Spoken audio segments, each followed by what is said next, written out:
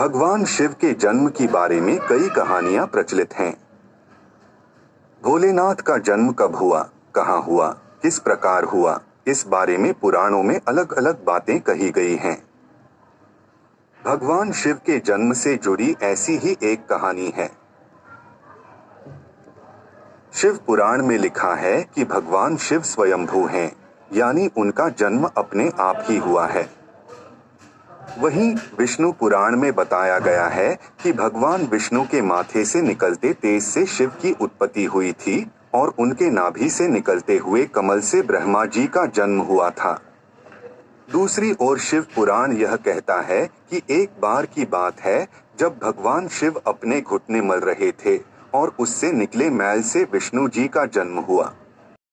इस कथा के अलावा एक और पौराणिक कथा प्रचलित है। बड़े बुजुर्ग बताते हैं कि एक बार की बात है जब भगवान विष्णु और ब्रह्मा जी के बीच इस बात पर बहस छिड़ गई कि सबसे महान कौन है। इस बात को लेकर जब दोनों बहस कर रहे थे तो एक खंबे के रूप में महादेव उनके बीच आ गए।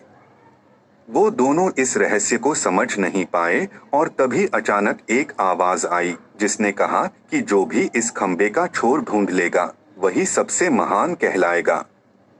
यह सुनते ही ब्रह्मा जी ने एक पक्षी का रूप लिया और खंबे का ऊपरी हिस्सा ढूंढने निकल गए। वहीं विष्णु जी ने वराह का रूप धारण किया और खंबे का अंत ढूंढने निकल गए। बहुत देर तक खोजने के बाद भी दोनों में से किसी को खंबे का छोर नहीं मिला और दोनों ने हार मान ली। इसके बाद भगवान शिव अपने असली रूप में आ गए। फिर भगवान विष्णु और ब्रह्मा जी ने मान लिया कि वही सबसे महान और शक्तिशाली हैं। यह खंबा उनके न जन्म लेने और न मरने का प्रतीक है। इस कारण यह कहा जाता है कि भगवान शिव स्वयंभू हैं, यानी वह अमर हैं।